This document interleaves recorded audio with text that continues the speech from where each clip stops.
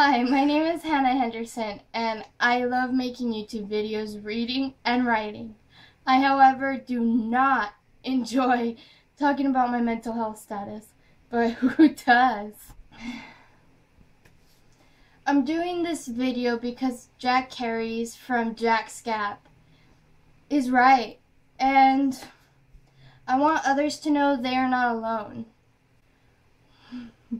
We're not crazy, we're human. Even if you don't experience or currently have the issues I'm talking about right now, I think it'll be good if you watch this video to just educate yourself of what your friends or family members might be going through. To really talk about the disorders, we need to first explain the conditions and the root of the problem. Let's start with the phobias.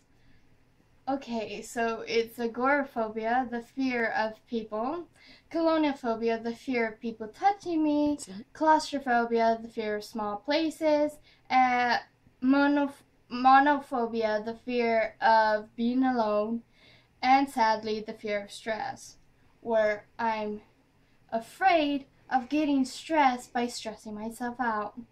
Yes. Okay, along with these phobias, I have social and situational phobia and anxiety.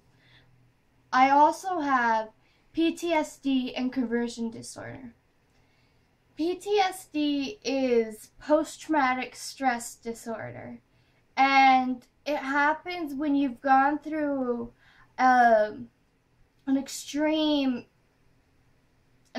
tragic event, such as warfare or abuse. Anxiety is when your body's fight or flight syndrome goes into overload in normal situations. Okay, and lastly, conversion disorder. This is the big one. It's going to be very hard to explain. I'm going to do it in a simplified version, but that doesn't mean it's a short version. Okay, so the symptoms appear after a severe traumatic event. It could be physical or psychological. And the symptoms that affect movement are paralysis or weakness, loss of balance, abnormal movement such as tremors or difficulty walking, difficulty swallowing, seizures, and episodes of unresponsiveness. Then the symptoms that affect the senses are numbness or the loss of touch, speech problems such as slurred speech or inability to speak, vision problems such as temporary blindness or double vision, and hearing problems such as temporary deafness. Yeah. I personally have had almost all of these symptoms. It's scary. It feels like your body's turning against you. It's hard to do the things you would normally do. And when that happens, it always manages to make you feel worthless or stupid.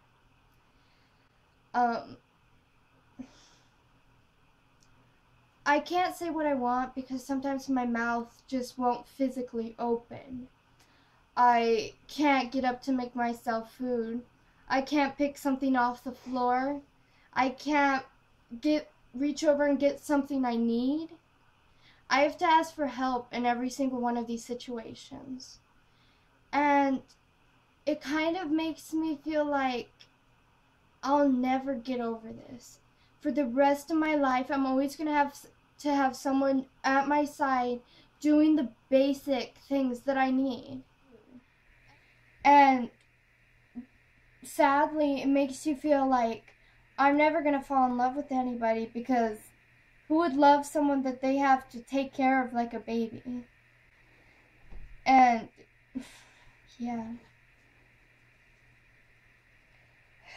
Any type of stress sends me spiraling back down into the symptoms.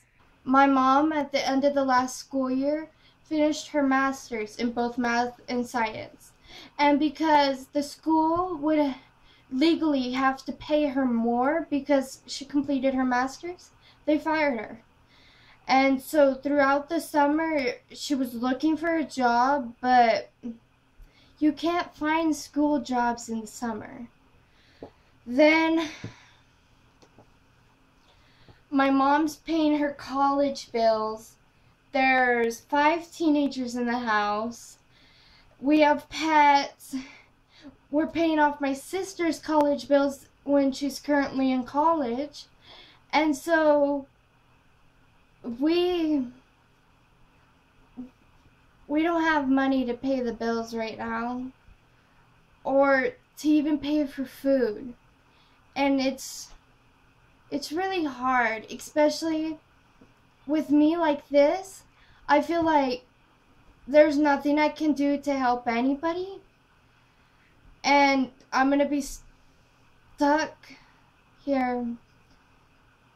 And I don't know, if we can't pay stuff off.